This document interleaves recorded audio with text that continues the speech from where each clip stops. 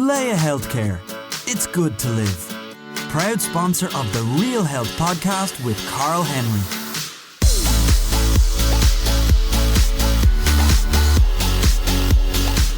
Hello and welcome to the Real Health Podcast with me, Carl Henry, in association with Leia Healthcare. Folks, on this week's episode, I wanted to talk about veganism and being vegan from a health and fitness point of view. It's certainly in vogue, it's trendy, it's funky, and it's absolutely everywhere. But what are the pros and cons of a vegan diet? Well, to take me through it from an expert's perspective, I'm joined by registered dietitian Maeve Hanan, a professional dietitian of dieteticallyspeaking.com. Maeve, welcome to the Real Health Podcast. Thank you so much for having me. How's things? Good, thanks. Busy. Very busy, yeah. We've just had our busy spell of January, so yeah, definitely keeping busy.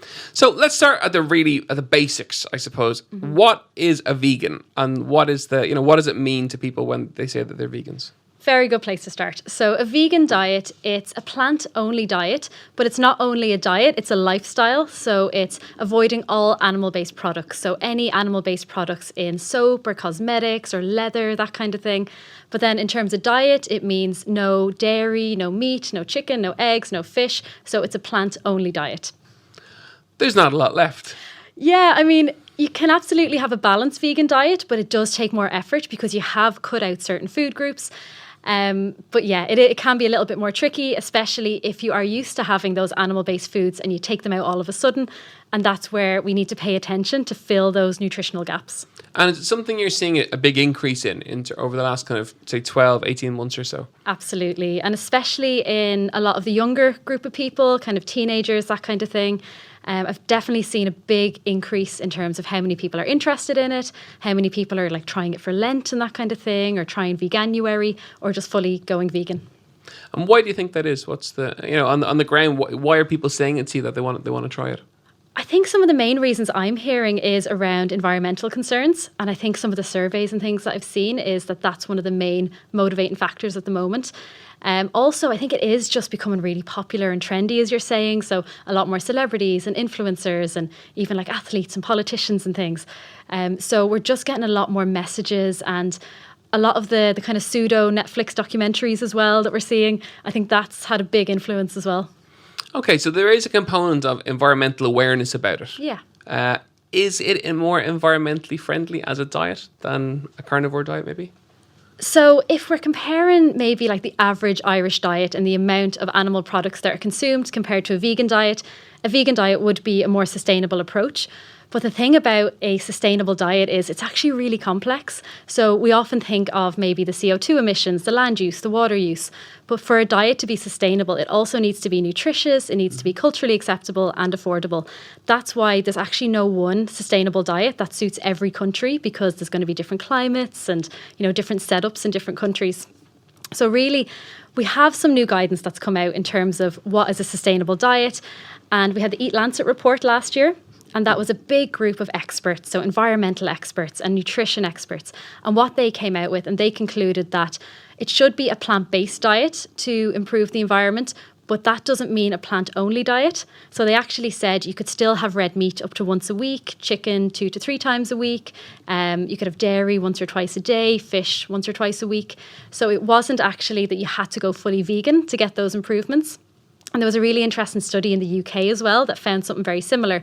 So they compared the average intake in the UK to if everybody followed the healthy eating guidelines, what environmental impact that would have. And actually they found a 33% reduction in the overall environmental impact if everyone followed what they call the Eat Well guide. It's kind of like our food pyramid. And it's the fact that most people actually aren't doing that at the moment, because a plant-based diet, it's this wide definition. It can be anything from vegan to basically healthy eating, Mediterranean style diet. And that's where we need to be focusing on. For the environment, it doesn't need to be vegan. It can be. But in that case, you have to be extra careful with your nutrition. But the main thing is most people need less animal products and more plants in the diet. Okay, and that goes for whether, no matter what way you're eating, it's just eat more green stuff, eat more colour, eat more vegetables, fruits, things like that. So it is one of the best things that we can do, considering that about 80% of Irish people, we don't eat enough fibre. So 80%? 80% of the Irish population. So that's a big, big percentage. So basically, to increase our intake of fibre, we need more fruit and veg. We also need more whole grains, more nuts, more seeds. And that's what we kind of forget sometimes when we talk about plant-based foods. We kind of just think fruit and veg, but actually it's the whole grains, it's the nuts and seeds. And what's a normal day's fibre intake then for our listeners? Because everyone's kind of shocked now that kind of 80%, so that's 4 to 5. What's a normal RDA in terms of the visuals? How would that look? Yeah, so basically it's between 25 to 35 grams of fibre is the recommended intake, and it's about half of that most people in Ireland are getting. So to get enough, what we need to be doing is prioritising fibre at really every meal and snack. So if you're eating 3 meals and maybe 2 snacks in the day, each of those is an opportunity to get more fibre in. So if you think that a piece of fruit is around 3 grams of fibre, a slice of whole grain bread is about 3 grams of fibre, and a serving of oats would be similar. And then there's certain very high fibre cereals as well that would add like 10 grams of fibre, or an avocado is very high in fibre. Really? So basically, what we want is, half of our meals to be made of fruit and veg, about a quarter being your whole grains, because then you're getting fibre in both of those, and then 3/4 of your meal is plants, and I would call that a plant-based diet. And then if you're having some nuts and seeds as well, then you're getting in extra fibre as well as healthy fats. Okay, so it's almost splitting your plate for every single meal, which is half is fruit and veg, then your whole grains, and then kind of your protein component in the other quarter. Yeah, and then maybe sprinkle on some healthy fats as well. So whether it's nuts, seeds, olive oil, avocado. Okay. Game changers. Yes. Let's chat this. I'm delighted there's someone we haven't talked about this yet on the show, and it's been on my list of things to chat about. What's your opinion on it? Let's start there. Not a fan. Okay, neither am I. So yeah, we're a biased panel, but Yeah, we'll give it a fair airing though. If I am going to try and be a little more balanced about it, I do acknowledge that it has encouraged a group of people to be more aware of eating more plants. So there may be a little benefit there. But I found it really problematic, really unscientific, really sensationalist and scaremongering. There's a whole breakdown on my blog about it. But basically, it's just really cherry-picked evidence, really biased. It wasn't telling the whole story. And it was focusing on these case studies of one person who has a whole team of people to help them. And, the experiments that they had on there were just ridiculous. They were, and if you haven't seen the documentary, it's worth a look. I think it's worth a look with kind of one eye open, one eye shut almost. And some of the stuff in terms of the experiments, we won't go quite into them, but let's just say they're very, very strange. There is one where they feed these guys certain foods, they send them to bed, and they monitor what happens during the night. I won't go any further than that because this is a PC show. You wouldn't know where you're airing this, but trust me, it's worth a look. It is interesting. It has got people more aware of vegan, yes, but also fruit and veg, and that's a good thing. Yeah, absolutely. I mean, I do know people, for example, that have seen it and they've taken from it, okay, well, I'll have a meat-free meal during the week, or I'll just try and increase my plants, and that's great. But the documentary, or the Pseudo documentary itself, I wouldn't actually call it a documentary, it's not balanced, so it's not giving you all the information and 2 sides of the story so that then you can then make an informed decision. It does that sneaky thing of taking a grain of truth and then kind of blowing that out of proportion and distorting that. And I just think that if people are making these decisions about how they're eating, it should be informed so that they have the information about the ethical side of things, the environment, and the nutrition. Okay, so if you have any listeners who are vegan, are there any things they should be aware of from a diet perspective? Vitamins, minerals, all that kind of stuff, or even protein intake. Yeah. And what can they do to make sure they're getting a really balanced kind of nutrients scale, I suppose, in? Yeah. So one of the really important things to do is to make sure that they get a good variety of plant-based proteins across the day, because animal-based proteins are lower quality. So they aren't usually a complete protein where you have all 9 essential amino acids in good levels. So what you need then is just to have a mixture of those different types of plant proteins over the day. So maybe you're having a soya drink in the morning and then lentils at lunch and then chickpeas in the evening. You're getting different kinds of protein, different amino acids, and then throughout the day it all balances out basically. So for example, there is an amino acid called methionine that we don't really get in legumes, so like beans and pulses, and there's another one called lysine that we don't really get in grains. But if you have grains in your day and you also have beans in your day, the body stores all the extra amino acids, so you get a balance overall. Okay. So that's one of the most important things. So get a good variety of plant-based proteins. And then some other important nutrients to think about would be calcium. So make sure that if you're having alternative drinks like soya drinks or nut-based drinks, that they're fortified with calcium. And really the soya ones nutritionally are better because they have more protein in them. And some of them are starting to fortify with iodine now as well, which is another really important nutrient for vegans because our main source is dairy and white fish. So I would definitely be wary there of getting enough of your proteins, getting your iodine in.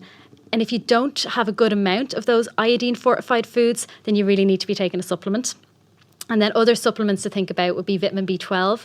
So all vegans should be taking B12 and also then containing foods that have B12 throughout the day.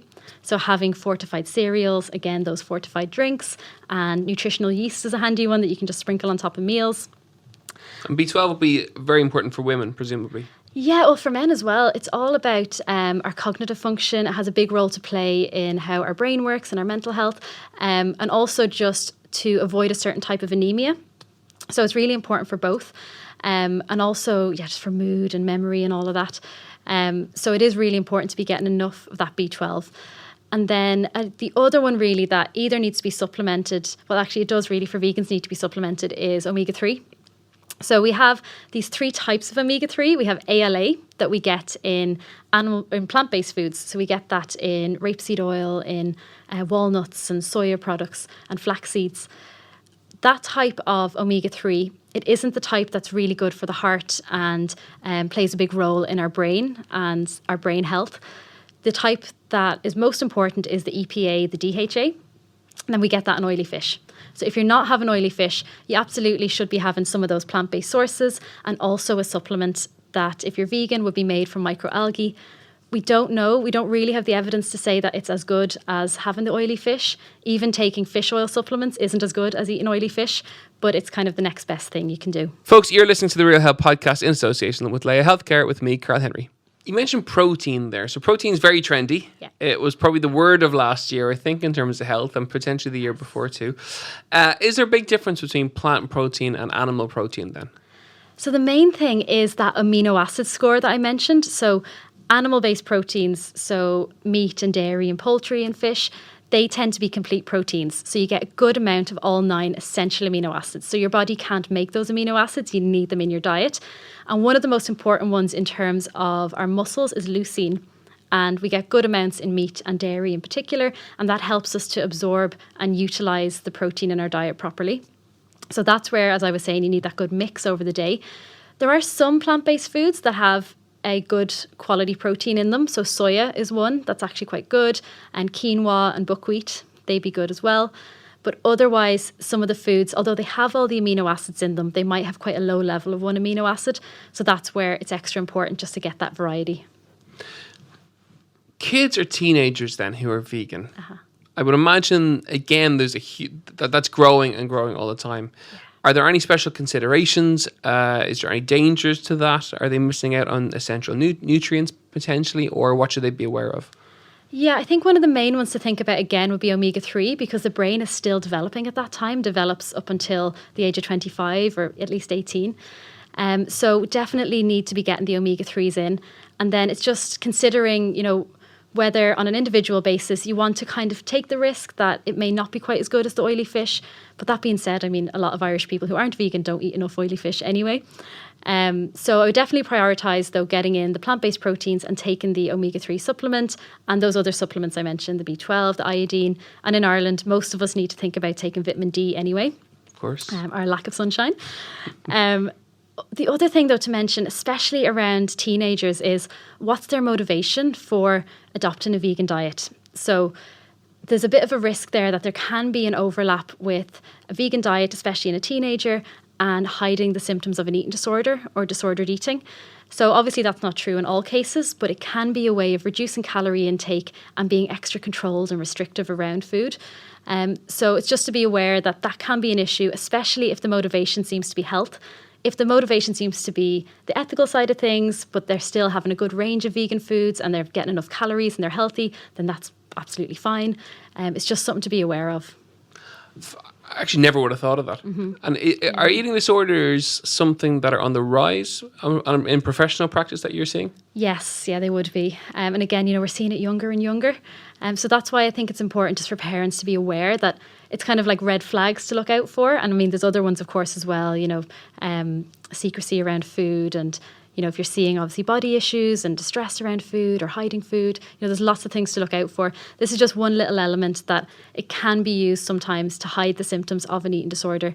So obviously it's not true in all cases, but it is something to think of. Yeah, because it's very much it's a control thing. Yeah. And I'm taking ownership of something, and it's a very strict parameter around food. That's it. And now that it's becoming more acceptable and almost expected in some social circumstances to kind of be more plant-based or be vegan, it kind of gives an eating disorder an opportunity to hide under that. So that will really depend on the context and the individual, as is always the case with nutrition. Okay, let's talk about sports. Yes. And diet and veganism. So people who exercise a lot, go to the gym a huge amount, professional sports people. Yeah. What special considerations are required for them? Yes, good question. So definitely, we need to optimize the protein intake and get enough protein hits across the day. So if I'm seeing a client who's vegan and an athlete or very active, then we need to just make sure that they're getting the right amount of protein for them. So it's usually the kind of 20 to 40 grams of protein per meal. And then they might need, depending on their activity and things, up to maybe 4 or even 5 protein hits in that day. And then again, we still want to get that variety. So they're getting all the amino acids in. We need to, the general things of thinking about, hydration and carbohydrate and everything as well. And it depends if an athlete is trying to gain or trying to maybe cut fat, that will make a difference in terms of their nutrition. It can be a little bit more difficult to get enough protein on a lower calorie intake, because if we think of our animal-based proteins like meat, then you get a really high amount of protein in for a lower amount of calories, basically. So if somebody is trying to cut weight and also get enough protein, then sometimes, that's a consideration of whether they want to follow a fully vegan diet or not. But it is, it's definitely achievable for people to get their sports, reach their goals basically while being on a vegan diet. It just takes that extra bit of planning and preparation. I was vegan for 3 months years ago. I was vegetarian for about 5 years, and within that there was a 3-month period where I tried the vegan thing. I couldn't do it. The planning and components of it was so difficult in terms of time and kind of management of time. And I found it really, really hard. So I suppose for people considering it, it is a key factor to consider is you have to be very organised, very structured and very planned. Absolutely. And especially in the beginning, in the first few months when you're still getting your head around, making sure I'm getting everything in my day or learning to cook different things. It definitely takes a bit more time and preparation. And that's where actually getting some individual support from a dietitian can be useful. So if in doubt, or if someone's at a higher risk of nutritional issues, so especially like a pregnant woman, or, if somebody's raising their children vegan, or an older adult or someone who's malnourished, that's where they may benefit from getting that extra support. Are there any really good, I suppose, or typical breakfast, lunch and dinner options maybe that vegans or people trying to get more kind of plant-based foods into their diet should look at? Yeah. And in terms of breakfast, maybe to start with. Yeah, so for breakfast, the main swap is the type of milk that's going on, because if you think of like maybe oats and fruit and seeds, it's all vegan anyway. The only thing to change there would be the milk. And as I was saying, soya would be the best alternative really, because you're getting your protein in as well and making sure it's fortified. So if it's an organic soya, it's often not fortified with extra calcium and B12. But if it's an ordinary soya, it will generally be. And if you're looking for one that has iodine in it as well, it's quite a new nutrient that they're starting to add in, but some of the bigger brands are now adding in iodine as well.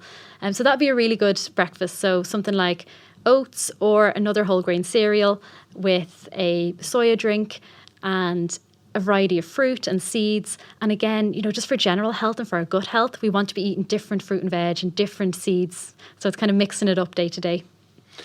Lunch options? Lunch options. So I tend to see that for my vegan clients, the lunch and dinner options tend to overlap a little bit more, because you tend to go for things like maybe like chickpea curries or tofu and veg stir fries with quinoa or with rice. So they tend to be more of those kind of hot meals. Because it's just a handy way of mixing up the grains rather than just having, say, bread. But you can have a sandwich that would be maybe whole grain bread with hummus and maybe some roasted veg on there, and then maybe like a soya yogurt with some fruit afterwards, just to boost up the protein a bit. But generally it does tend to be those kind of like batch cook type meals that are useful for both lunch and dinner. Okay. And I suppose the big question that I wanted to ask you, because just from what I see with people, vegans think that they're healthier than non-vegans, and non-vegans think that they're healthier than vegans. Yes. Is one healthier than the other, or not? That's a very horrible question, isn't it? It's a good question, though, because it is something, and I feel like there is very, passionate debates on both sides of the equation. And actually, neither is true, because it depends on the individual. So you could have a really healthy, balanced vegan diet, or a really unhealthy, unbalanced vegan diet. So you could literally eat chips all day, that's vegan, or you could just eat sugar all day, that's vegan. Obviously, that wouldn't be healthy. Or you could have your variety of plant proteins, lots of different grains, fruit and veg, nuts and seeds, and your fortified products and supplements, and then you have a really healthy, balanced vegan diet. And it's the same for somebody who's more of an omnivore. They could be having, far too much saturated fat and fried foods and too much red meat, or they could be having, actually most of their diet is plants, but they have their red meat 1 to 3 times a week, and then they have some lean meat, and then maybe some eggs, and they have their oily fish at least once a week. So really it depends on the individual and what they're eating, and again on their history. So we were talking about the fact that sometimes a vegan diet may mask the signs of an eating disorder. For somebody who already has an eating disorder or a history of an eating disorder, it might not be in their best interest to cut out food groups, because that can be really triggering. So it does come down to the individual and what they're eating. But if we're talking about kind of where do we have the most evidence for the healthiest diet, it's really the Mediterranean type diet. But I do class that as a plant-based diet, because it is mainly plants. And then you have your oily fish at least once a week. And then, you can have some small amounts of poultry and eggs and red meat and dairy. If there's one key word that summarizes our conversation, it seems to be variation. Yes. That you vary your diet as much as you possibly can, no matter what you eat. But Yes. variation's a key component of that. Absolutely. That's one of the best things that most of us can do for our health. So there was a really interesting study that came out about a year or two ago, and it looked at how many different plants people were having in their diet. And it was people who were having at least 30 types of plants every week. They had the best gut health and the best diversity of bacteria in their gut. And that, again, it's not just fruit and veg, it's nuts and seeds and grains and everything. But you can do that whether you're following a vegan diet or not. And that's a really beneficial thing. And that's why we say eat the rainbow, because you're going to be getting different vitamins, minerals, antioxidants in different kinds of fruit and veg. But the same thing for animal-based foods. You get different nutrients in a salmon steak than you would in a chicken breast. Cool. Maeve, if people want to find out more about you, where can they find you? So I'm on Instagram and Facebook at Dietetically Speaking. I always spell that because it's a little bit tricky. It's DIETETICALLY speaking, all one word. And then on Twitter, I couldn't fit that in my handle, so it's at Dietetic Speak, and my website is dieteticallyspeaking.com. Fantastic. Maeve, thank you so much for coming on the Real Health Podcast and chatting all things vegan. Really clear, really simple, really, really good advice. Folks, there you have it. Variation is the key word. No matter what you eat, keep it varied, keep it simple, and variation is crucial for gut health and overall health as well. That's it from this week's Real Health Podcast with me, Carl Henry, in association with Leia Healthcare. Thank you so much to Maeve Hanan for joining me on the show. Folks, as ever, don't forget to rate and review and subscribe so you'll never miss a show, and you can keep up to date with all our news and tips on social media during the week on Twitter and on Instagram. I'm at Carl Henry PT. Have a wonderful week. Thanks for listening, and we'll see you next week. Slán.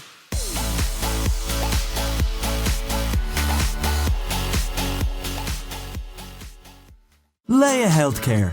It's good to live. Proud sponsor of the Real Health Podcast with Carl Henry.